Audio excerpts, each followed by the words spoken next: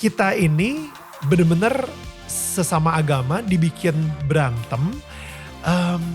Pada akhirnya yang menang adalah iblis. Sebab Ya kan? roh pemecah belah, Yes. roh kebencian, roh Yes. perang, roh kedengkian. Itu kan gak ada di pengakuan iman dan agama kita. Betul. Agama terpanggil untuk menjadi rahmat bagi semesta. Ya. Menjadi shalom, damai sejahtera. Hai, ini gua Daniel, tetangga kamu. Di sini gua akan ngobrol dengan tetangga gua tentang perjalanan hidup mereka dari kacamata spiritual di saat mereka mengalami situasi tidak pasti dan kekhawatiran, sampai bisa kembali bangkit menjadi orang yang lebih kuat dari sebelumnya. It's gonna be very exclusive and inspiring. Alright guys, ini adalah part terakhir obrolan gue bareng sama Bung Jeki Manuputi. Itu artinya sudah ada 4 part sebelumnya. Jadi kalau misalnya kalian cuma nonton yang bagian ini, jangan lupa untuk nonton 4 part sebelumnya juga ya. Well, menurut kalian gimana by the way? Coba dong tolong komen di bawah. Dan gue juga pengen ngomong thank you juga buat kalian yang udah nonton dari part awal sampai habis. Dan thank you buat kalian yang sudah support kita dengan cara order merchandise eksklusif kita. Dan please tag diri kalian lagi foto, lagi gaya pakai merch kita di Instagram dan kita pasti akan nge-repost karena kita bangga banget sama seluruh tribe kita, tribe tetangga kita. Kalau misalnya kalian belum order, langsung aja buka Tokopedia dan search DMN Official Merch atau scan barcode yang ada di sini. Alright, so thank you so much guys for your everlasting support. Nah, jadi Bung Jeki, saya actually pernah masuk kayak ojek online gitu, mobil ojek online gitu, ngobrol sama supirnya. Supirnya ya Ambon Muslim gitu ya. Nah abis itu ketika saya ngobrol-ngobrol sama dia bilang, oh iya karena yang mulai kan Kristen duluan. Kayak gitu. Dan ketika kemarin kita di Ambon, saya ngobrol sama yang Kristen juga ngomong, lah kan yang mulai Islam duluan. Kayak gitu. Nah itu ternyata dari 2 kacamata yang berbeda, memang benar sih saling menyalahkan dan kita jangan sampai mau kalah lagi gitu. Padahal ya emang gak ada yang menang sih, dua-duanya kalah gitu kan. Tapi mereka mikir no jangan sampai kalah lagi. Apa ya solusi untuk jangan saling menyalahkan gitu. Solusinya sekarang apa nih yang terbaik nih? Ya. Kalau kita bicara seperti itu, semua orang punya narasi yang sama. Okay. Ya. Karena itu kan dibentuk tim investigasi independen. Karena tidak bisa diselesaikan bahwa itu harus dibuktikan oleh masyarakat. Nah, pemerintah membentuk tim investigasi independen yang hasilnya tidak pernah dibongkar. Hasilnya tidak pernah disampaikan. Ya, dalam deklarasi Malino salah satu ketentuan ya tim investigasi independen bekerja itu dari kampus-kampus dan pemerintah, aparat keamanan untuk melihat apa penyebabnya. Tapi sampai sekarang itu ditutup, ya, tidak dibuka. Tapi that's okay, kita harus selesaikan ke dalam ya. Banyak kerjaan yang saya lakukan dari proses pasca konflik untuk ya bagaimana kembali membangun trust. Ya. Kita tidak kalau mulai dengan bertanya siapa yang salah, itu akan memicu konflik baru. Ya, itu bisa panas. Tapi saya mengajak untuk melihat dari sisi yang lain, siapa yang korban. Wow. Kita semua korban. Jadi victim based approach dipakai untuk kita melihat dan menemukan bahwa kita korban. Saya bikin program live in, mungkin itu yang pertama di Indonesia ya. Itu mengirim para pendeta untuk cross the border dan nginap dengan keluarga muslim. Wow. Itu tegangnya minta ampun karena baru selesai konflik. Wow. Dan wilayah yang dituju itu, keluarga itu ya daerah-daerah yang dulu dikenal merah misalnya. Wow. Dikenal muslim. Dan saya tidak kasih tahu mereka bahwa keluarga dan destinasi family dan community udah kita siapkan. Sudah minta MUI untuk bicara, siapkan dan lain-lain. Saya hanya pergi dan minta ya oke, kamu pergi dan nginap 1 malam. Itu tegangnya minta ampun. Ya karena mereka bilang loh 1 malam siapa jamin keamanan kita. Tapi sebelum pergi kita bagi 2 kertas putih. Kamu tulis deh apa prasangka kamu terhadap keluarga yang akan dituju atau komunitas. Ya. Dan terhadap diri kamu, apa yang kamu takutkan dari diri kamu. Itu 80 hampir 90% tidak percaya bahwa keluarga yang dituju akan terima mereka. Apa kita tidak diracuni, dibunuh waktu malam ini dan segala macam-macam. Ya. Dan pada diri mereka tidak tahu isu apa, entries apa yang akan dipakai untuk membicarakan atau mulai berbicara. Bayangkan para pendeta, nggak tahu mau bicara, ketika ketemu mau ngomong apa. Karena ini kan musuh semua nih, di image mereka ini kan yang membantai kami dan segala macam-macam. Wow. Besok pagi harus kembali. Sampai sore baru kembali, banyak kita mesti cari-cari kembali, udah gandeng-gandengan, kita mesti telepon sana sini, udah bawa pisang, rambutnya udah di ini, karena di keluarganya ada salon rambut, ada stylist dan segala macam-macam. Lucu banget. Cerita malam itu adalah cerita penuh air mata. Oke, cerita. Image yang sebelum kamu pergi dan image setelah kamu kembali. Kami berdosa, kami ini. Bahkan kita mau makan pun mereka bilang tolong berdoa untuk kami. Kita disiplin ini. Ada satu pendeta yang orang tua, suami istri di situ yang sudah tua tidak tidur sampai pagi karena Pak Pendeta di ruang tamunya nggak mau masuk tidur. Dan mereka hanya ngintip, kok Pak Pendeta nggak tidur, apa dia takut? Saya bilang kamu kerjain orang tua, itu orang tua teman saya. Atau karena anaknya cerita ke saya, gila Pak Pendeta ketakutan, nggak tidur dia duduk aja dalam rumah. Dan orang tua saya yang udah sepuh ngintip aja bolak-balik seperti itu. Jadi apa? Ya terus kepada diri sendiri, terus isu apa yang kalian temukan? Ternyata isu tentang keseharian. Anak-anak yang terputus sekolah karena konflik. Pekerjaan yang... Jadi saya bilang, kita berjumpa dalam kebutuhan-kebutuhan paling dasar dari manusia. Di situ yang membuat kita menjadi dekat untuk melihat kita semua korban. Pengalaman perjumpaan itu membuat kita bilang, iya, kita harus menyelesaikan ini. Karena kita telah, ya saya dalam perjumpaan saya dengan anak-anak muda yang menjadi korban dari Islam atau Kristen, dan saya melihat banyak dari mereka di Jakarta saat ini ya menjadi ya bergabung dengan geng di jalan. Karena mereka tidak tersentuh dengan program trauma counseling, trauma healing. Akhirnya mereka membawa pengalaman pernah membunuh orang dan masuk ke Jakarta, dan itu mesin pembunuh yang mematikan. Ya. Dan itu membuat ya oke, dengan berjumpa sebagai korban, ya kita tertantang untuk mengaku bahwa ada yang salah yang kita lakukan. Nah, saya kira di situ proses healing dimulai, dan peace harus dimulai dari situ. Peace tidak bisa dimulai tanpa pengakuan bahwa kita sesungguhnya rapuh. Dan karena kita rapuh, kita membutuhkan pertolongan yang lain. Kita harus bekerja dengan, karena kita rapuh, kita telah menyakiti yang lain. Yang kita harus memulihkan itu. Karena kita rapuh, maka kita membutuhkan perdamaian yang hakiki dari Allah yang kita sembah. Saya kira peace harus dimulai pada diri sendiri. Harus mengakui bahwa kita bukan jago. Kita apapun juga kekuatan kita terbatas. Dan saya bersyukur karena saya katakan tadi, saya diekspos pada banyak kondisi manusia yang saya bisa melihat gradasi sangat-sangat jelas. Manusia yang hampir menjadi bangkai di jalan, wilayah-wilayah konflik. Tapi ya saya bisa masuk ke Istana Presiden Amerika atau ketemu Raja Belanda dan lain-lain, ke gedung-gedung Kongres dan segala macam-macam. Jadi lihat bagaimana gradasi kemanusiaan itu. Ya. Ternyata kita, apapun status dan posisi kita, substansi kita sama. Kita rapuh, dan kemarin makanya saya bilang kemarin ketika pandemi COVID menghajar, itu koreksi kemanusiaan yang sangat-sangat luar biasa. Virus yang tidak kelihatan, sama sekali kecil. Dia bisa menghajar orang apa, dari presiden sampai raja jelata, dari pendeta sampai umat yang paling kecil, bisa terpapar dan selesai. Nah, di situ kita, ya cara alam memberikan koreksi di dalam arogansi kemanusiaan kita itu sangat-sangat luar biasa ya, untuk kembali retreat dan ya punya refleksi untuk melihat ke depan. Alright. Let's move on, dan ya sama-sama ya memang kita rapuh semua gitu. Saya kira itu ya sekali lagi pada pertanyaan tadi, dari mana kita mulai ketika peace seperti itu. Ya kita mulai dari kesadaran bahwa memang kita rapuh. Saya ada sebuah kesadaran sendiri di mana tadi ketika ngobrol sama Bung Jeki, dan pagi ini juga saya lagi ngedengerin sebuah khotbah gitu.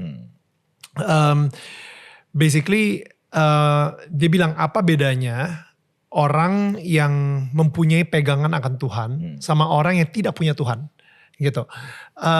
Yes, dua-duanya kena badai kehidupan yang sama. Tapi kalau misalnya yang tidak punya Tuhan, dia akan emang semua butuh pelarian. Dia akan lari kemana gitu untuk mencoba melupakan hal tersebut. Tapi kalau misalnya punya Tuhan, mungkin menganggap ini adalah sebuah ujian dan ini adalah sebuah katalis untuk membuat dia menjadi orang yang lebih baik lagi. Gitu. Karena semakin kuat. Karena yes, kita mungkin akan kepleset, tapi kita tidak akan pernah terkapar. Misalnya seperti itu. Tapi kalau misalnya tidak punya Tuhan, mereka akan mencari pelarian in what this world has to offer, atau apa yang dunia tawarkan, pelarian ke minuman, ke makan, ke semua temporary solution gitu. Dan mungkin seperti yang tadi Bung Jeki juga sempat bilang gitu, bahwa pelarian-pelarian ini justru tidak we don't face the problem gitu ya. Kita tidak menuntaskan si masalah ini. Kita cuman lari aja dari sini gitu. Tapi kalau misalnya kita punya Tuhan, kita bisa dengan berani melihat ke masalah tersebut karena kita tahu Tuhan akan selalu menjaga kita. Saya temukan ya dalam satu perjalanan ke Biloxi, Mississippi ya. Kita kan bangun rumah-rumah kenal itu kan wilayah Amerika yang paling miskin ya. Sebenarnya Mississippi, Black American semua di situ. Dalam perjalanan kedua ketika kita lagi bangun rumah, satu perempuan Black American dia menyambut kita dengan penuh sukacita ya, nyanyi sama-sama ya. Dan saya tanya sama dia, kamu penuh sukacita sekali, kamu mengalami bencana berulang-ulang, kamu penuh sukacita. Dia bilang, ya karena saya punya Tuhan. Dan saya melihat Tuhan pada kamu yang datang. Ya. Saya bilang, loh maksudnya? Dia bilang gini, ketika saya punya Tuhan dan saya meyakini bahwa Tuhan ada bersama saya, Tuhan mengalami bencana bersama saya. Dan dia memikul saya keluar dari bencana. Ketika saya menangis, seperti saudaranya Sakeus, saudaranya Lazarus, ya. Tuhan menangis bersama mereka. Ya. Dan di situ saya melihat bahwa dalam duka saya, dalam kesedihan saya, Tuhan ada dengan saya. Saya tidak sendiri dan dia akan membawa saya kemudian keluar. Di situ harapan saya tetap ada. Saya berduka di dalam harapan. Dengan iman. Kalau gitu kita nyanyi ya, saya rekam ya. Saya rekam ya. Dia testimoninya itu saya rekam. Saya bilang kamu bilang ulang. Ini kuat. Karena selalu begini. Ketika duka terjadi kita selalu datang dan bilang, ya penghiburan kita selalu bilang begini. Ya sudah kehendak Tuhan. Seakan-akan tidak, tapi saya memperoleh narasi yang lain saat ini. Ketika kamu menangis, kamu bilang, Tuhan menangis dengan saya. Dia berduka dengan saya. Tuhan saya baik sekali gitu. Ya dia memberi diri di dalam duka saya. Dia menangis ketika Lazarus meninggal. Dia bersama dengan kedua saudara perempuannya. Sebelum dia bertindak untuk mengangkat, memberi harapan pada sebuah peristiwa kebangkitan. Ya. Jadi ya memang kita tidak sendiri. Itu yang mungkin membedakan ya dengan yang lain. Bahwa saya waktu itu pulang dari Mississippi, saya membuat satu tulisan ya, karena ada yang bilang agama itu candu dan segala macam-macam, neurosis dan lain-lain. Saya bilang whatever kamu mau bilang, neurosis atau candu dan lain-lain, tapi dia memberikan sebuah harapan. Untuk kehidupan itu berlanjut.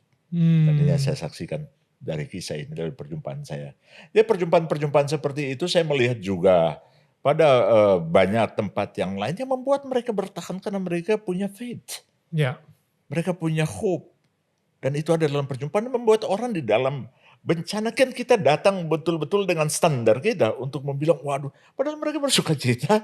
Mereka enjoy hidup, dijalani seperti biasanya. Mereka mengalami itu. Dan apa yang membuat dan memotivasi mereka? Apa yang memperkuat spirit mereka untuk bertahan? Nah, ketika kita ngobrol-ngobrolan, wow, ini something beyond, something beyond your power. There is ultimate power. Dan saya bilang, no, oke, begitu ya memang. Itu di situ lalu saya bilang bagaimana di dalam ya, situasi-situasi seperti itu kita menjadi sesuatu, menjadi sahabat Ya. bagi yang lain. Ya, kadang-kadang orang nggak butuh kita datang dan memberikan bantuan, memberikan sumbangan dan lain-lain ya. Saya kembali lagi pada ini Yesus begitu ketika dia masuk kota dan ketemu dua orang buta di pintu kota. Tradisi pada saat itu orang buta duduk di pintu kota. Nggak Dan boleh masuk. penghakiman. Enggak, dia selalu karena orang keluar masuk kan, Ya. orang keluar masuk dan ketemu orang buta di situ dan mereka kan pasti udah tahu melemparkan koin ya atau mungkin kasih nasi bungkus lah 1 karet atau 2 karet gitu. Oh ya, lu perlu ini. Kebutuhan orang ditentukan dari image kita, bukan dari kebutuhan mereka. Tapi apa yang dilakukan Yesus ketika dia datang ke dua orang? Apa yang kamu ingin aku perbuat untuk kamu? Wow. Dia tahu. Tapi dia ingin mendengar, dia ada dialog secara partisip. Dia menghargai otentisitas kemanusiaan dengan sangat luar biasa. Saya bilang gila, Tuhan aja hargai otentisitas kita. Wow. Ya, dan dia bertanya, oke, ya ingin melihat, ya, dan dia Wow. lakukan seperti itu. Betapa dia betul-betul sahabat Ya. bagi kita. Seorang sahabat yang selalu ada, yang selalu bertanya. Dan ini kekayaan yang luar biasa, kekayaan iman yang luar biasa, mengajak kita untuk untuk menjadi teman, Ya. menjadi sahabat bagi yang lain. Ya, itu yang saya katakan kadang-kadang orang nggak butuh deh. Mungkin orang nggak butuh duit loh. Gue dalam perjalanan pelayanan gue kadang-kadang pas nyampe begini, sorry gue nggak bawa apa-apa. Pak pendeta udah datang aja. Itu udah. Kita udah rasa kayak Tuhan Yesus datang. Wow. Atau mereka butuh kehadiran. Pak pendeta udah dengar kita ngomong, orang gak mau dengar kita Pak. Wow. Bapak udah dengar, orang butuh kuping kita. Itu lebih dari duit karena mereka tidak pernah dengar. Wow. Saya ketemu orang Kosta di satu perkampungan, tepuk-tepuk. Mereka kaget. Saya bilang sorry, saya pas mampir lewat ada mereka bilang orang Kosta ada sini, saya mampir, saya gak bawa apa-apa. Bapak udah bisa menjama, menepok kita, orang geli sama kita. Wow. Ya makanya kalau ini kita lari ke hutan atau ini luar biasa. Seluruh indera kita dibutuhkan oleh yang lain. Ya. Ya. Kita be a voice for the voiceless misalnya. Ya. Orang tidak bersuara dan kita bersuara untuk mereka. Itu anugerah yang sangat-sangat luar biasa besar. Karena itu yang saya katakan, wah ya di situ kita berjumpa sebagai manusia. Dan dalam perjumpaan di tengah kerapuhan itu kita tahu Allah hadir bersama-sama. Dia merapuhkan dirinya, mengambil bagian dalam kerapuhan kita untuk mengangkat kita sama-sama. Itu yang Paulus saksikan untuk membilang dia tidak menganggap kehebatan ya, dengan Allah sebagai miliknya harus dipertahankan, tapi yang telah mengambil rupa seorang hamba turun, dan itu yang dilakoni. Diteladani oleh Yesus. Dan itu yang Mahatma Gandhi mengikut teladan Yesus, melakukan ahimsa dan lain-lain dalam perjalanan iman. Wow. Dan sejarah kemanusiaannya banyak bercermin di situ. Wow. Bung Jeki, ini kebetulan tadi pagi, ini saya baru aja baca, ini dari texastribune.org gitu ya. Jadi ada satu artikel, dia bilang pas saat itu di Texas tahun 2017, mana nih, bentar ya. Ya, tanggal 1 November 2017, di Houston, di Texas, itu ada demo gede-gedean, rally, perang. Yang satu bilang stop Islamifikasi Texas gitu. Dan habis itu yang satunya lagi save Islam knowledge. Ya, jadi ini mereka demo dan mereka udah mulai gontok-gontokan. Yang satu ngomongin, udah kita Texas kita jangan mau diislamifikasi. Dan yang satu lagi, no, kita harus menjaga gitu knowledge of Islam gitu di dunia ini dan lain-lain gitu. Jadi ternyata setelah ditelusuri itu mereka bisa terkumpul seperti itu dan berantem gara-gara Facebook ad yang dibuat oleh Rusia untuk menghancurkan Amerika. Gokil. Ya. Jadi ditelusuri ada 3.000 Facebook ad yang beda-beda semuanya. Dan itu dikasih ke beberapa orang-orang yang tinggal di Texas. Dan sehingga pecah lah itu terjadi. Jadi itu maksud gue sih. Kayak kita ini benar-benar sesama agama dibikin berantem. Pada akhirnya yang menang adalah iblis. Ya, sebab ya kan? Roh pemecah belah, Yes. roh kebencian, roh Yes. perang, roh kedengkian. Itu kan nggak ada di pengakuan iman dan agama kita. Betul. Agama terpanggil untuk menjadi rahmat bagi semesta. Ya. Menjadi shalom, damai sejahtera, the wholeness, mendatangkan kedamaian, kebaikan, Ya. ya persaudaraan dan lain-lain. Ya. Karena itu ketika kita dipecah belah oleh itu dan celakanya atas nama agama, ya itu bukan dari agama. Gila ya. Ada roh lain yang masuk dan mengambil media yang sangat subtil, ya sangat canggih dan halus untuk masuk dan mempengaruhi alam bawah sadar kita. Ya. Kita membentuk identitas untuk melihat yang lain itu sebagai musuh, yang lain itu kan proses internalisasi itu kan semakin hari semakin subtil dengan teknologi. Ya. Karena itu kalau kita nggak hati-hati, teknologi bukan soal teknis saja, tetapi soal bagaimana titipan nilai yang dimasukin. Ya. Titipan spirit yang dipasang di dalam teknologi itu kan yang harus kita hati-hati untuk melihat. Betul. Teknologi itu netral. Ya. Ya, kekristenan sejak awal terbuka untuk teknologi. Ya. Sejak awal bahkan teknologi percetakan itu dibuat pertama mesin cetak itu untuk cetak Alkitab. Ya. Tetapi di belakang teknologi akan ada yang kendalikan. Dia kan barang mati yang tinggal diisi spiritnya dan siapa manusia yang mengisi, kelompok apa yang mengisi dan segala macam-macam. Ya, yang kalau kelompok yang memang dia memuja perpecahan, dia memuja kebencian dan memasang teknologi, tanpa sadar kita telan dan ya outputnya akan seperti itu. Kita akan berhadapan-hadapan. Ya. Jadi ya itu yang. Dan ngomongin soal teknologi sekarang ini sepertinya semua udah serba autopilot gitu ya. Bung Jeki, tadi kita udah ngobrol banyak banget soal Ambon dan sekarang ini saya kalau ngelihat nih di Google Analytics gitu ya, penonton kami ini kebetulan banyak yang millennials, umur dari 18 sampai umur 40. Nah, ada nggak kalau misalnya kebetulan ada anak muda Ambon yang umur 18 atau 40 gitu ya, lagi menonton ini, apa sih pesan untuk si anak muda Ambon ini? Oke, teman-teman, teman-teman anak muda Ambon ya, bukan cuma di Ambon, di mana saja ya, karena kita punya tanggung jawab untuk sama-sama membangun generasi muda Maluku ya pasca konflik ke depan ya. Ya seperti orang-orang muda ya pada umumnya ya, yang tidak mau didikte dengan berbagai narasi-narasi yang ya sangat otoritatif seperti itu. Ya, kita kembangkan otentisitas kita, be creative, be a friend to one another, ya, dan pergunakan kesempatan untuk ya membangun kebersamaan di antara kita dengan luar biasa. Dan saya kira pasca konflik teman-teman di Ambon telah membuktikan itu.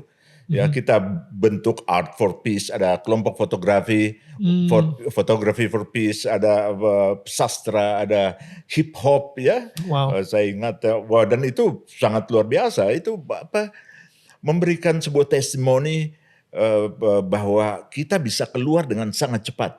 Dan itu disambut oleh banyak peneliti yang datang dan kaget, kok Ambon bisa cepat pulih, Maluku bisa cepat pulih. Wow. Salah satu backbone-nya yang mensupport itu adalah gerakan anak-anak muda, gerakan teman-teman muda. Ya karena itu, ya itu menjadi sangat-sangat luar biasa. Kita bikin gerakan peace provocator damai dan lain-lain. Jadi kita bikin kontra narasi terhadap kepahitan di masa lalu. Dan saya kira dari sudut itu, apa yang saya mau bilang buat teman-teman muda di Ambon, tetap kembangkan seperti itu. Tetap kembangkan seperti itu seluruh talent yang kita punya. Karena sekarang dunia juga sedang melihat. Kalau dulu orang belajar tentang konflik ya sebagai narasi utama dari Maluku yang membuat kita malu. Sekarang kita harus bangga bahwa orang sedang belajar tentang perdamaian, tentang persaudaraan kembali, tentang Ambon manusia kembali dari teman-teman muda di Maluku. Itu modal untuk berjalan bersama ke depan di dalam harapan bagi lahirnya generasi-generasi yang lebih luar biasa. So good, thank you. Kita sepertinya bisa ngobrol sampai nanti malam. Wah, iya. Sepanjang kalau cerita. Tapi saya seneng sih, di Ambon saya dapat yang lebih eksklusif lagi. Oh iya. Pas kemarin itu kita ketemu di Ambon, saya ngobrol sama Pendeta Jackie dan itu wow lebih banyak lagi yang eksklusif. Tapi kalau misalnya kita obrolin di sini sepertinya nggak selesai sampai besok. So tapi Bung Jackie saya pengen ngasih, ini adalah souvenir dari kita ya. Ini isinya rumah itu ya. Ya boleh dibuka. Boleh. Tapi isinya sama aja sama rumah itu. Oh iya. Ya, but basically ini rumah selalu. Ya. Ini sebenarnya tempat lilin. Jadi kita berharap banget nanti kalau misalnya Bung Jackie bisa taruh di rumah dan ditaruh lilin. Itu simbol-simbol yang sangat luar biasa. Betul. Apalagi lilin. Karena lilin kecil, ya. Tapi dia merapuhkan dirinya untuk terang. Wow, there you go. Kalau saya nggak suka biasa kalau di gereja-gereja pasang artificial. Kok artificial sih? Kan ada makna lilin itu dipasang di situ luar biasa. Lilin pakai baterai ya kalau. Jangan pakai baterai, pakai lilin yang asli. Iya. Karena lilin dia merapuhkan dirinya, dia meleburkan dirinya demi terang bagi yang lain. Wow. Itu simbolnya sangat kuat. Ya. Dan kita berharap terang tersebut ada di rumahnya Bung Jackie. Terima kasih Daniel. Bisa menerangi tetangga-tetangga yang lain gitu. Luar biasa. So thank you so much, dan yang pasti kita akan ketemu lagi minggu depan di Daniel Tetangga Kamu, dan jangan lupa untuk follow Instagram kita di @danielmananta_network, dan jangan lupa kalau misalnya tetangga selalu menyangga dan bukan menyanggah. We'll see you guys again next week. Bye.